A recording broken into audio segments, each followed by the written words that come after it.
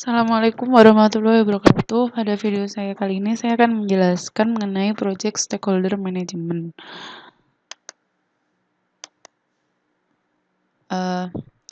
Sesuai dengan apa yang saya bahas kali ini yaitu Project Stakeholder Management. Perlu dipahami dulu apa itu stakeholder proyek. Stakeholder proyek adalah pihak-pihak, baik secara individual, kelompok, maupun organisasi yang mungkin mempengaruhi atau dipengaruhi oleh keputusan, aktivitas, dan hasil dari suatu proyek. Stakeholder sendiri dapat terlibat secara aktif di proyek atau memiliki kepentingan yang dapat berupa hasil yang positif atau negatif terhadap suatu proyek. Tujuan dari Project Stakeholder Management adalah untuk mengidentifikasi orang, kelompok atau organisasi yang dapat mempengaruhi ataupun dipengaruhi. Lalu, setelah diidentifikasi, menganalisis ekspektasi atau motivasi stakeholder dan dampaknya ke proyek tersebut, sehingga dapat mengembangkan strategi pengelolaan yang sesuai untuk mengikutsertakan stakeholder dalam keputusan proyek dan pelaksanaannya. Nah, untuk prosesnya sendiri terdapat 4 step pada Project Stakeholder Management. Yang pertama adalah initiating, planning, executing, monitoring, dan controlling.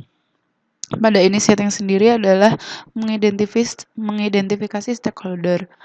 Mengidentifikasi stakeholder ini nantinya dapat dianalisis dan mendokumentasi informasi yang berhubungan dengan pengaruh potensial terhadap kesuksesan proyek, sehingga kita dapat mengetahui siapa-siapa yang paling berpengaruh dan berpotensial pada suatu kesuksesan proyek. Kunci utama pada proses ini adalah manajer proyek mengidentifikasi fokus utama dari masing-masing setiap stakeholder. Inputnya sendiri terdapat organizational process asset, project charter, procurement document, enterprise environmental factor. Sedangkan toolsnya dan tekniknya adalah senior management, maksudnya adalah expert judgment yang bisa terdiri dari senior management, kemudian adalah pengalaman manajer proyek itu sendiri, profesional dan asosiasi dan yang lain-lain.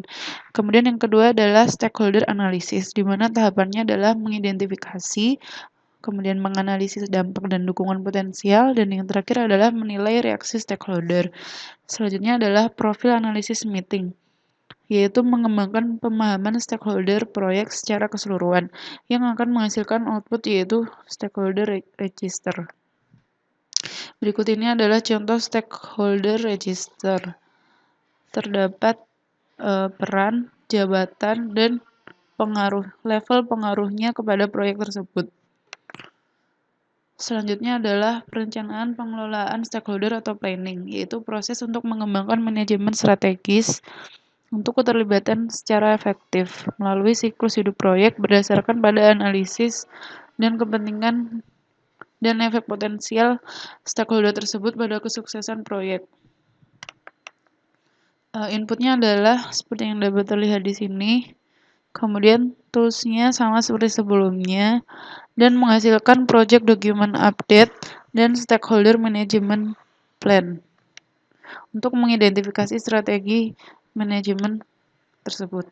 Kemudian selanjutnya ada pengelolaan keterlibatan stakeholder atau executing, yaitu mengomunikasikan dan bekerja dengan stakeholder untuk mewujudkan harapan dan kebutuhan mereka, isu-isu dan penanganan yang tepat terhadap keterlibatan stakeholder pada proses aktivitas proyek.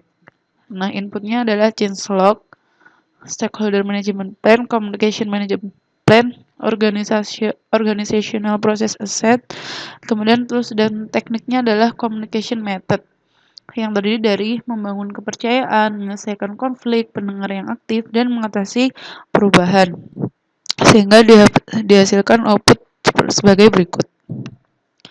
Kemudian yang terakhir adalah pengendalian keterlibatan stakeholder atau tahap monitoring controlling, yaitu untuk memonitor keseluruhan hubungan dan untuk menyesuaikan strategi dan perancangan untuk keterlibatan stakeholder.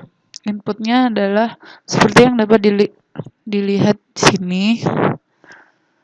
Kemudian susun tekniknya adalah Information Management System, Expert Judgment, dan Meeting yang menghasilkan output sebagai berikut. Sekian video saya, terima kasih.